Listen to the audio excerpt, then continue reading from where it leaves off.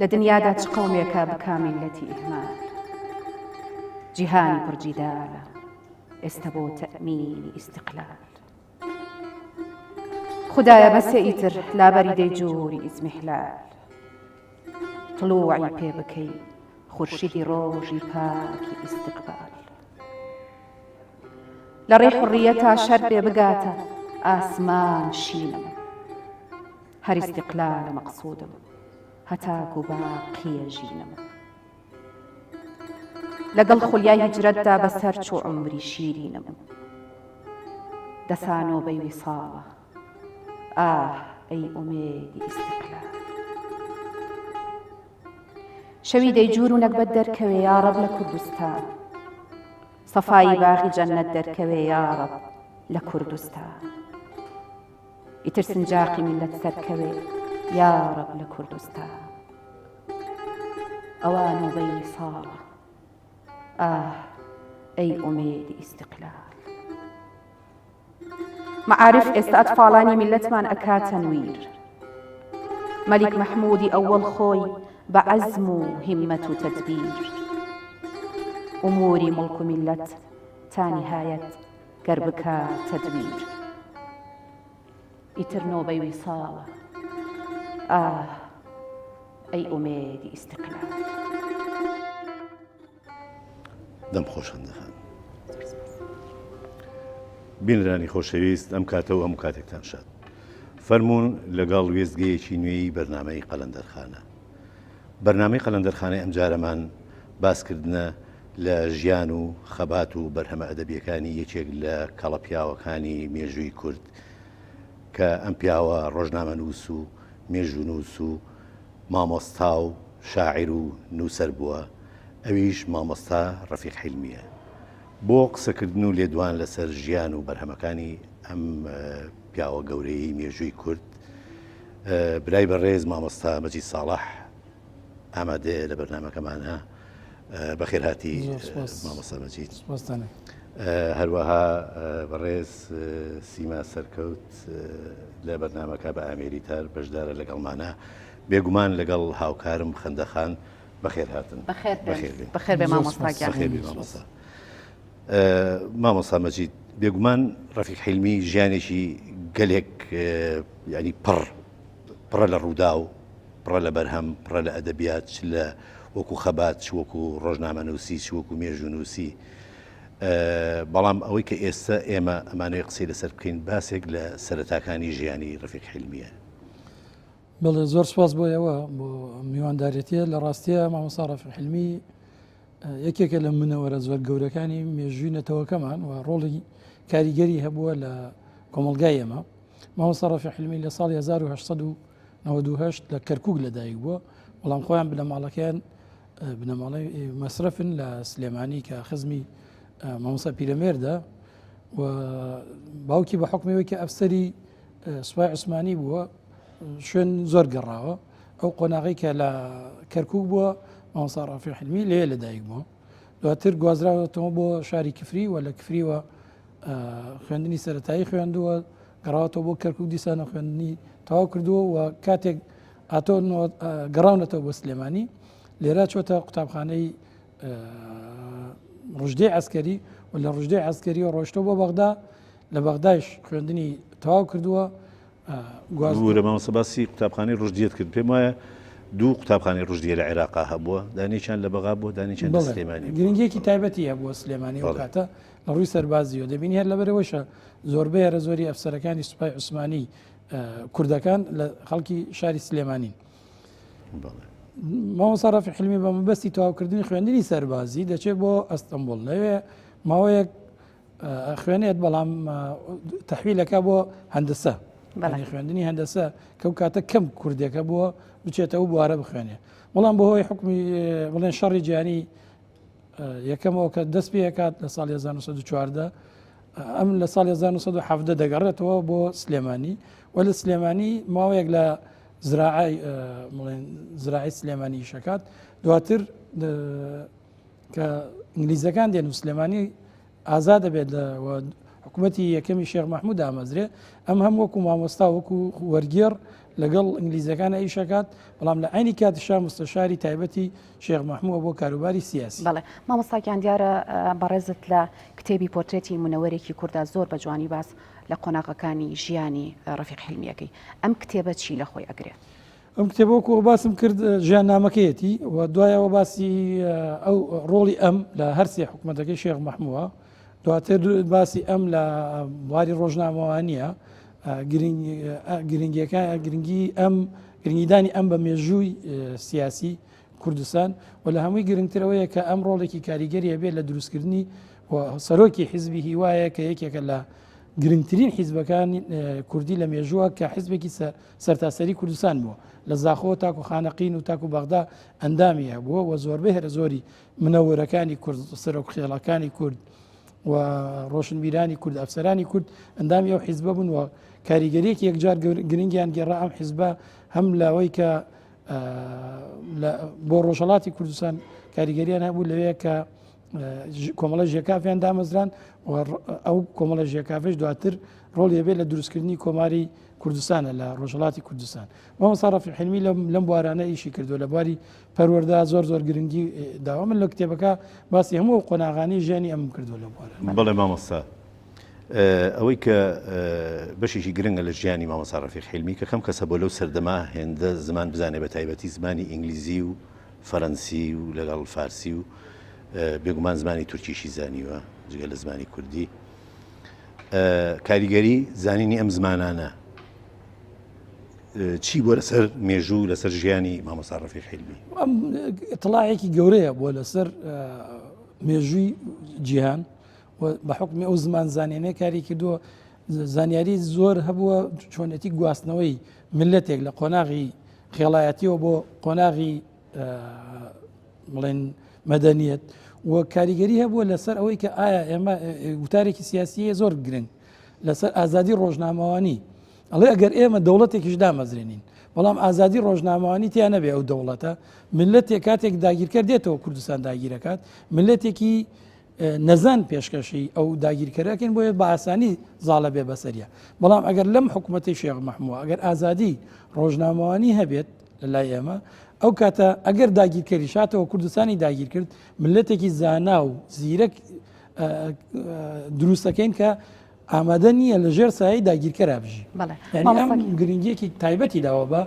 ئەو مەسەلانەوە ئەمە کاری کردووە کە علاقەیەکی باشی هەبووە لەگەڵ زۆربەی هەرە زۆری ئەو ئەفسەر ئینگلیزیانەی کە هاتوون بۆ کوردستان و قەزەی کوردی مەسلەی کوردی تێگەیان مامۆستاکیان دیارە زۆرن لەو کەسایەتیانەی کە هەوڵی سربەخۆییان داوە من ئەبێ دیدی ڕەفیق حیلمی بزانم سەبارەت بە سربەخۆیی دیدی ئەو چۆر بووە ئەم هەر لەو قۆناغی کە لەگەڵ شێخ مححمووە بووە لە هەرسێ قۆناغەکە قۆناغ حکوومەتی یەکەم حکوومەتی دووەم و حکوومەتی سێم بەدەر لە وتارە نووسینەکانی کە کردوێتی لە دوو جەمعەتی گرنگا دەوری هەبووە جەمعەتی سربەخۆی کوردستان کە لە ئەو قۆناغا بووە کە شێخ مححموود لە کوردستانە دوور خراوەتەوە ئەم هاتووە بە دروستکردنی جەمعەتێک لەگەڵ منەوەرەکانی سەردەمی خۆیان دووەم قۆناغی لە جەمعەتە ئەوەیە کە لەگەڵ مستەفا پاشا ڕۆڵێکی کاریگەریان هەبووە لە دروستکردنی جەمعەتی کوردستان و دەنگی دووەمی هێناوە لە هەڵبژاردنێکە کە لە سلێمانی کراوە لە ساڵی 1922 و لە ڕێگەی وتار و نووسینەکانیان لە بانکی کوردستان و ڕۆژنامەکانی تر بەردەوام و لە شعرەکانیشەکەەوە جەنابەت شعری یەکەمت خوێندەوە بۆ تەربیعەکە لەگەڵ لەسەر شعرێکی شێخ نووری شێخ ساڵح کە سەبارەت بەسەر بخۆی و جوانترین و باڵاترین شعری بەڵێ مامۆستا دامەزرێنەری جەمعیەتی سربەخۆیی کوردستان جگە لە مستەفا پاشا یامەڵچی گەلێک کەسی تر وەکو تۆفیق وهبی بەگو شێخ نووری شێخ ساڵح و چیتر بوون لە کەسایەتیەکانی ئەو سەردەما ماجید مستەفا لێ بووە حەمدی بەگی بابان لەگەڵیانە بڵێ زۆربەی شاعرەکانی زێوەر لەگەڵیانە بووە زۆربەی هەرە زۆری منەوەرەکانی سلێمانی و کاتە لەگەڵیانە بووە تاکو شێخ مححموود ئەگەڕێتەوە کە شێخ مححموود گەڕێتەوەکو باسم پێش گەڕانەوەی شێخ مححموود جەمعیەتی کوردستان دیسانەوە لەوێ ئەمان ڕۆڵی گەورە بینن و بە گەڕانەوەی شێخ مححموود ئەبێت یەکێک لە کەسە متمانە پێکراوەکان لای شێخ مححموود بەڵام ئەم متمانە پێکردنە کە شێخ مححموودێکی وای نەکردووە کە ڕەفیق حیلمی ڕەخنەشی لە شێخ مححموود نەبێت بەڵکو لە ڕێگەی ڕەخنەکانیوە بەڵام ئەم ناتوە ڕەخنەکانی بکاتە بڵێن وەکو شکاندنی شێخ محمود بەڵکو ڕخنەکانی لە دوای نووسی و دروستکرد بووە و پێشنیاری جوانی خستۆتە بەردەست یەکێک بۆ لە کەسە نزیکەکان کە بە حکمی ئەوەی کە وتمان زمانزانیە ئاگاداری ڕووداوەکانی دنیاە ئەم پێشنیار و ڕێنمایی جوانی داوەتە شێخ محمووە لە گرنگترین وێزگەی ژیانیە کاویژەوەیە کە شێخ محموود پەیامێکی گرنگە نێرێ بەما بۆ مستەفا کەمال ئەتاتورک کە ئەچێتە لەوێ بینێت مستەفا کەمال ئەو هەموو نەهامەتی بەسەرگەلی کوردستان هێناوە لە باکووری کوردستان ئامادە نیە مستەفا کەمال ببینی و دەگەڕێتەوە بۆ کوردستان. مامۆستاگیان درێژە بە بەسەکانمانین بەڵام پێمان خۆشە گەر کاک حەمید شعرێکی ترمان بۆ بخوێنێت بە هاوکاری سیماخان.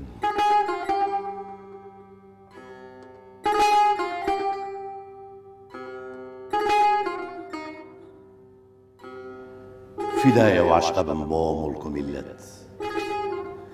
دەسووتێنێ فیداکارانی ئومەت ئەگەر بێت و نەبێ حڕیەتی تام وەتەن زیندانە گەر بش بێ بە جەنەت خودایە کەی هەڵێ ڕۆژی سەعادەت لەسەرمان لا ئەچێ دەی جووری نەکبەت عەجەب لەو میلەتانەی مستەقیلن چلۆن جاری دەبێ خوێنی حەمیەت لە کام عەسرە لەکوێی دنیا وەکو کورد کەسێ هەڵسا بکا ئیبرازی هیممەت لە عەسری بیستەما مەستی فیداکار جیهانی بەم سەباتە خستە حیرەت ئیتر حەقمانە حڕیەت و یاخود بەم ئەحواڵەش دەڵێن ئاساری وەحشەت ئیلاهی خۆت دەسا لوتف و کەرەم کە ببێ ئەم میلەتە نائیل بە ڕەفعەت. دەم خۆش کاک حەمیدگیان زۆر سوپاس. دەست و پەنجە خۆش خاتونگیان. مامۆستاگیان ڕەفیق حیلمی وەکو کەسێکی منەوەر خەزێنەیەکی زۆر جوانی بۆ بەجێهێشتنی خەزێنەیەکی مێژووی ئەمێ بزانم پێگەی ڕەفیق حیلمی لە مێژووی نەتەوایەتی کووردا چۆن ئەبینن. لە بواری نووسینە مامۆستا ڕەفیق حیلمی بەدەر لە وەرگێڕانی کۆمەڵە کتێب لەسەر مێژووی کورد کتێبێکی گرنگی هەیە سەبارەت بە مێژووی کورد ئەویشەوەیە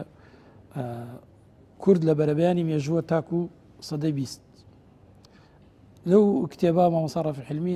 کە سەرەتایەکەمە لە کۆڕێکە لە ساڵی 1934 گێڕایەتی لە مووسڵ دوایی ئەکات بە کتێبێک و کتێبێکی تری گرنگی هەیە لە وەڵامدانەوەیەکە بۆ یەکێک لەو کوردانەی کە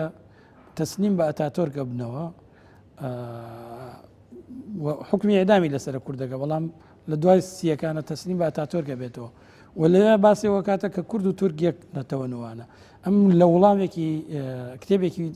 نووسیوەتۆ لە وەڵامی ئەو نووسینەی ئەوە کتێبێکی زۆر زۆر گرنگە و لێشە دیسانەوە مێژووی کورد بە تەواوەتی باسەکات. بەدەر لەوە مامۆستا ڕەفیق حیلمی منهەجی بە حکمەوە لە ڕاضیاتە زۆر زۆر زیرەک بووە منهەجی زمانی کوردی داناوە لەگەڵ مستەفا پاشا و کتێبێکی تایبەتیشی لە عەهدی مەلیکیە داناوە سەبارەت بە ڕاضیات بیرکاری بۆ قۆناغەکانی خوێندن لە زمانی کوردیە. کۆمەڵە شعری زۆر زۆری هەیە شعری زیاتر شعرەکانی نەتەوەیین و لە هەمان کاتشا لە بواری سیاسەتشا ئەم کاریگەریەکی یەکجار گەورەی هەبووە و ئەمانم وای کردووە کە داگەریکردانی کوردستان کە بینیانە بە تایبەتی حکوومەتی عێراقی لە 1924 کە کوردستان ئەلکێندرێت بە عێراقەوە و حکوومەتی شێخ محموود کۆتایی بێدێت بەردەوام نەیان هێشتووە ڕەفیق حیلمی ئیسراحەت کات هەرچی محافزەی عێراقی هەیە ئەم گواستیانەتەوە بووی و لەوێشە نیان دەردەسەریەکی زۆری چەشتووە مامۆستا مەجید باسی ئەوەکەی ئەوە حکمی ئەعدامیش دراوە گیراویشە نەفیش کراوە لە قۆناغێکە کە حکوومەتی یەکەمی شێخ محموود ڕووخێت لە گیرێت بە حکومەوەی کە یەکێک بووە لە لایەنگیرانی شێخ محموود لە لەحظاتی ئەخیرە کە ئینگلیز ئازادیەکەن و بەریەدەن بەڵام ئەم ئازار چێشتنانەی ڕەفیق حیلمی وای نەکردووە دەستبەرداری بێ ینی هەر ساڵێک هەر بۆ نمونە لە دوای ڕوخانی حکوومەتی شێخ محمود دەگوێزرێتەوە بۆ دوورترین شاری لادەی عێراق کە مەجەڕەل کەبیرە لە عێمارە ئەو کاتەوە بزانم هیچ کوردێک پێی نەگەیشت و ئەمیان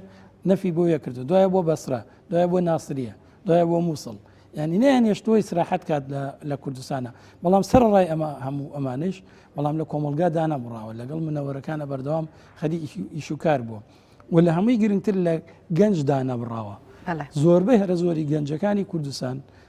قوتابی مامۆستا ڕەفیق حیلمی بوون چی لە کەرکووک چی لە سلێمانی چی لە هەولێر لە هەر شوێنێک قوتابیەکێ بۆ دوای ئەو قوتابیانە کە کۆمەڵی دارکەر دروستەکەن بۆ سەر بەخۆی کوردستان دوای ماوەیەک مامۆستا ڕەفیق حیلمیەکەن بە سەرۆکی خۆیان و ئەوش کۆمەڵەکە گۆڕێت دەکاتە حزبی هیوا کە بێتە گەورەترین حزبی کوردی. بەڵێ مامۆستاکە. ئەی ڕەفیقی محتەرەم، ئەی شاعری شیرین مەقال، هاتە بەرمەدی نەزەر فکرت وەکو ئاوی زوڵات. من ئومێدی گەورە گەورەم پێتە بۆ ئەم میلەتە، حەیفە سەرفی فکری خۆتکەی تۆ لە زڵف و خەت و خاڵ. مامۆستاگیان ئەم بەیتە شعرانە هیکێ و بە چ مناسبەتێکەوە نووسراوە؟ ئەوە ماوەیەک مامۆستا ڕەفیق حیلمی هەر خەریکی شعری غەزەل بوو غەزەلیات بوو ئەینات بەلای مامۆستا زێوەر بۆی بزانێ شعرەکە چۆنە یا ڕێی لەسەر شعرەکە دەربڕێ. مامۆستا زێوەریش بە حکمیەوەی کە ئیزانی مامۆستا ڕەفیق حیلمی پیاوێکە ئەوەندەی بۆ سیاست کراوە ئەوەندەی بۆ شعری غەزەلیات نەکراوە بەو شعرە وەڵامێداتەوە ئەڵێ ترواز وێنە لە شعری غەزەلیات خۆی ئەڵێ مامۆستا ڕەفیق حیلمی ئەڵێ دوای ئەوەی تر من وازم لە شعری غەزەلیات هێنا و ئەگەر نووسینێکمە بێ زیاتر خەریکی ئیشی سیاسی و شعری سیاسی بووە چونکە بەڕاستی ئەوان هەستیان کردووە کە ڕەفیق حیلمی لە کەسایەتی ڕەفیق حیلمیە شاعرێکی هەستناسکی غەزەل نووز نییە بەقەدەوەی کە شاعرێکی نەتەوەیی و کەسێکی بیری نەتەوەیی گەورەی پێەیە وە فعلەن ئەو دێڕە ئەوان بە سەرەتاکانی بیری نەتەوەییدا بڵێ ئەو ینی ئەو بۆچوونەی مامۆستا زێوەر زۆر دروست دەرەچێت لەسەر مامۆستا ڕەفیق حیلمی چونکە تا ئەمرێت فعلەن ئەبێتە کەسێکی گەورە و بناغەیەکی گەورە بۆ فکری نەتەوایەتی کوردستان داهەندرێت بۆ فکری ناسیۆنالیزمی کوردی داهەندرێت و یەکێکە لە کۆڵەکە گەورەکانی فکری ناسیۆنالیزمی کوردی مامۆستا ڕەفیق حیلمی. بەڵێ بەردەوام بین لە بەرنامەکە ئەگەر خەندەخان شعرێکمان بۆ بخوێنێتەوە بە خۆشحاڵیەوە.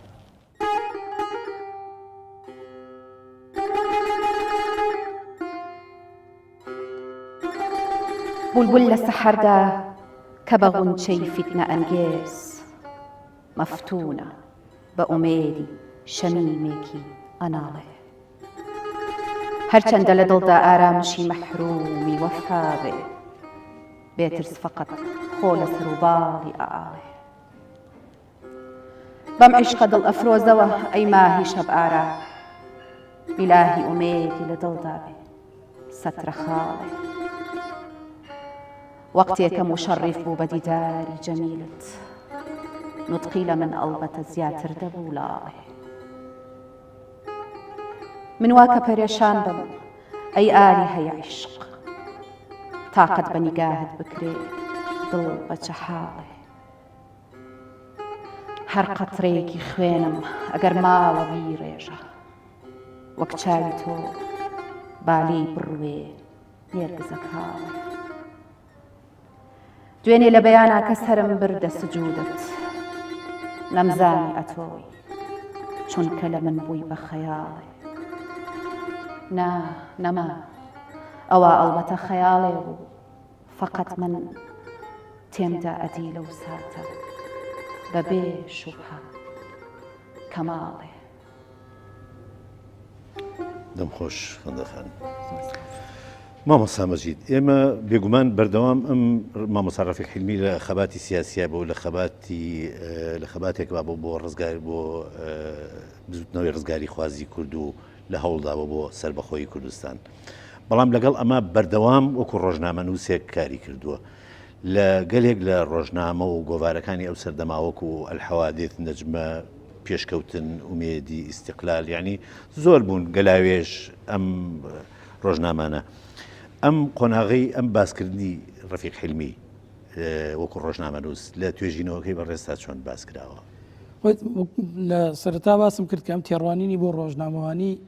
تێڕوانینێکی نەتەوەیانە بووە پێی وایە ڕۆژنامە بێ کەرەستەیەک بێ بۆ وشیارکردنەوەی کۆمەلگا و هەموو وتارانەی خۆشی لەو قۆناغە جیاجیەکان نووسیوێتی ئیشکردن بۆ لەسەر وشارکردنەوەی کۆمەلگای کوردی بۆ ئاراسەیە کە خۆی ویستوێتی کە کۆمەلگایەکی پێشکەوتوو بێت کەسێکی منەوەر بڵێ کۆمەلگایەکی پێشکەوتوو بێت وە وتارە سیاسیەکانیشی ئەگەر من لە بەشێکیم تەرخان کردو لە کتێبەکەمە سەبارەت بە وتارە سیاسیەکانی هەم لە بواری ئەوەی کە ملت ئەبێ ئەرکەکانی چییە و منەوەر ئەرکەکانی چییە و دەسەڵاتداری کوردی ئەرکەکانی چیە هەموو لە وتارە سیاسیەکانیە ڕەنگی داوەتەوە پرسیارە منەوەر لای ڕەفیق حیلمی شەیە بڵێ ئەوە یەکێکە لە پرسیارە گرنگەکان کە کاتێک ئۆزدەمیرە بینێ ئەبینێ ئۆزدەمیر کابراایکی تورکە هاتوو بەڵام دڵی کوردەکانی هەموو ڕاکێشاوە بۆ لای خۆی لە منتەقەی ڕەواندوز کە لێکۆڵینەوە کات سێرەکە ئۆزدەمیر خۆی جیا ناکاتەوە لە خەڵک لەگەڵ ئاغایە لەگەڵ فەقیرەوە لەگەڵ نان ئەدا بۆ خەڵکەوە خۆی بە گەورە نازانێ ئەبینێ بەڵام منەوەرەکانی کوردستان ئەوە تۆزێک شتەزانن سیرەکەی دا ئەبڕێن لە کۆمەلگاکانی خۆیان ئەمە سەرنجڕاکێشە بەلای مامۆستا ڕەفیق حیلمیە بۆیە کاتێک وتارێک تایبەتە نووسێت منەوەر کێیە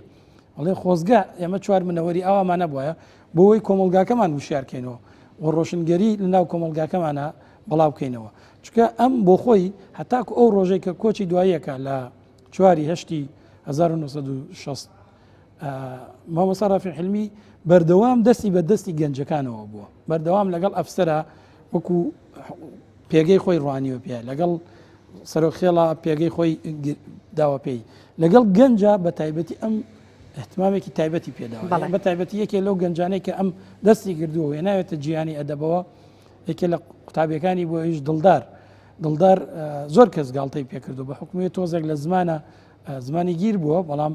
مامۆستا ڕەفیق حیلمی نەگەرەوە بردووێتێ ماڵی خۆی گرنگی پێداوە و وتاری لەسەر نووسیوە هێشتا ئەو گەنجێک بووە وتاری گرنگی لەسەر نووسیوە و بەردەوام دەستی پێوە بووە دەیان گەنجی تر معروف خەزنەدار خۆی گێڕێتەوە لە من مناڵێک بووم بەڵام پێمی بوو دەبێت تۆ پێشەکی کتێبەکەم بۆ بنووسی یعنی بۆچی بۆ ئەم گرنگی بە هانی داون و هەموو گەنجانێکە هاتوونەتە بواری سیاست و ئەدەبەوە مامۆستا دکتۆر عەزەدی مستەفا ڕەسوول زۆر جار باسی ئەهمیەتیەوە کاڵێ ئەم بەردەوام دەستی پێمانەوە بۆی ئێمە پێ بگەین چکە پێی وا بووە ئایندەی ئەم ملەتە ڕێگەی ئەم گەنجانەوە بووە و چی شارەزایی و توانای خۆی گواستێتەوە بۆوان ویستێتی منەوەرێک دروستکە لە ناو کۆمەلگای کوردیە کە خزمەتکاری کۆمەلگای کوردی بێ نەکو لەسەرەوە بڕوانێتە کۆمەلگای مامۆستاکیان دەگوترێ لە پشت هەر پیاوێکی مەزنەوە ژنێکی مەزن هەیە منەمەوێ ڕۆڵی جەمیلە خانی هاوڕێی تەمەنی ڕەفیق حیلمی بزانم جەمیلە خان هەم خزمێتی و هەم یەکێکە لە بڵێن ئەتوانین بڵێ هاوڕێیەکی بەردەوام و دڵسۆزی ڕەفیق حیلمی بووە ڕەفیق حیلمی لە ساڵی 1990 بۆ 20 زەواجی کردووە لەگەڵیە بەڵام تاکو کۆچی دوایی ڕەفیق حیلمی بە وەفا ماوەتەوە بۆی و هەموو مناڵانەی کە پێگەیشتون مناڵەکانی ڕەفیق حیلمی هەموویان خوێندنیان تەواو کردووە لەسەر دەستی جەمیلە خانە زیاتر بووە بۆی مامۆستا ڕەفیق حیلمی بەردەوام ئاوارە بوو دەربەدەر بووە لە شارەکانە بەدەر لەوە جەمیلە خان لەو ژیانی دەربەدیرەی کە هەی بووە جاری وا گوازراتەوە بۆ شوێنێکی تر لەگەڵ یا ڕۆیشتووە ئەم بەردەوام دیسانەوە لەگەڵ یا بووە خۆی یەکێک بووە لە کەسە خۆشەویستەکانی و مامۆستا ڕەفیق حیلمیش زۆر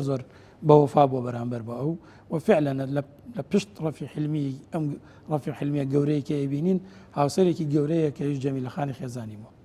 مناڵەکانیشی هەمووی بە پلە و خوێندنی بەرزیان تەواو کردووە و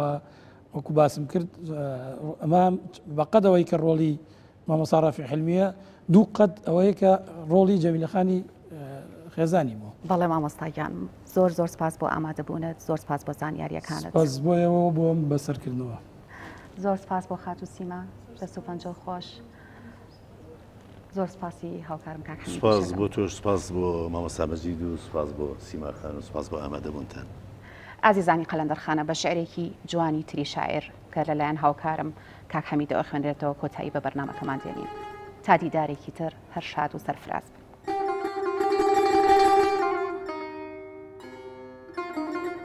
شاژن بە جوانی و بە ورشە ئێسک سووک وەک بووکە شوشە زنجیربەندی ئەشکەوتی دێو بۆی هەڵکەوێ ئەداتە کێو وەکتیشی ڕۆژ لە کەلەبەر لە کۆشتی شای پڕ لە سێبەر دوورە لە چاوی بێگانە لە وێنەی خۆشی سڵعەکە وەک گەوهەرێکی شەوچرا کە دەرکەوێ لە ئاوێنە لە ناو ئاوریشما پرخەپرخ لە تەختی وەک بێشکەی شیرین ئەنوێ وەک مرواری بە نرخ خرابێتە قوتووی زێڕین شاژن